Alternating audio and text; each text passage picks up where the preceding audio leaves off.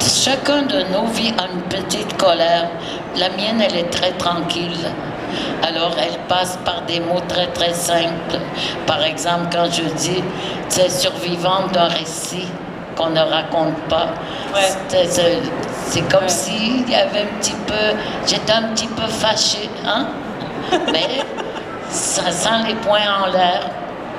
Ouais, c'est pas ce qui domine. Antonine Maillet, c'est quand même votre premier livre autobiographique. Vous avez quitté la fiction. Alors, vous racontez, dans Clin d'œil au temps qui passe, que vous avez déménagé de votre maison que vous aviez à Outremont pendant longtemps.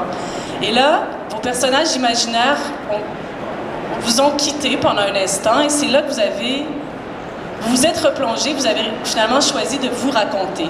Est-ce que pour vous, c'était difficile? Est-ce que vous aviez, je sais pas, une gêne à parler de vous? C'était comme un autre monde?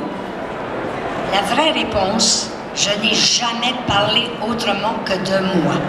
Mais à travers des personnages. Je n'ai jamais écrit autre chose que ce que moi, j'avais besoin de dire.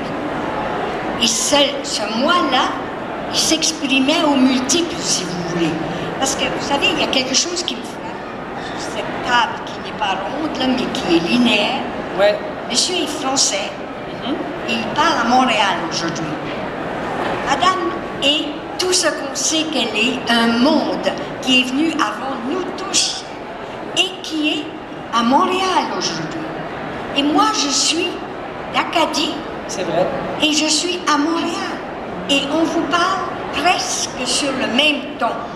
C'est un hommage à la francophonie. On a tous la même langue pour exprimer quelque chose avec un accent, des gestes, une vision différente de ce que nous sommes maintenant, ici maintenant.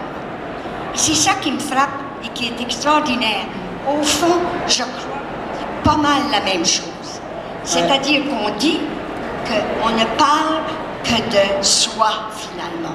Mais un soi qui n'est pas simplement égoïste. C'est pas ce soi-là, là. On n'essaye pas de dire « écoutez-moi, moi j'ai quelque chose à dire que personne n'a jamais dit ». Non, c'est pas ça. Pas ça du tout. C'est qu'on est plus que soi-même. On est tout le soi qu'on a traîné depuis quelques milliards d'années.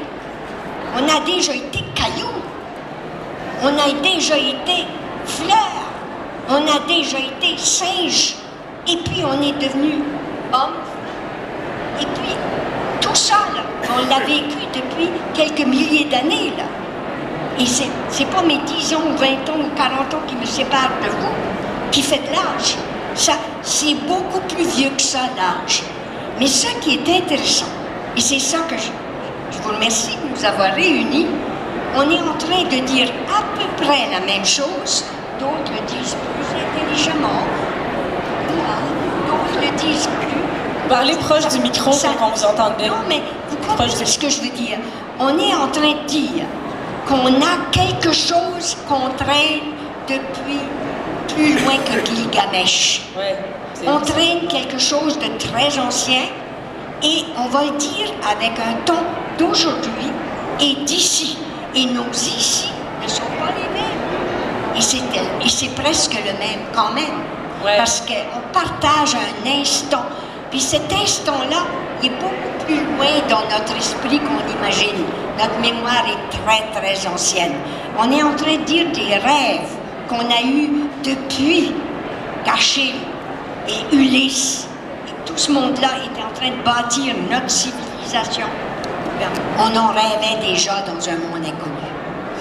C'est beau tout ce que vous dites. Pour revenir au sujet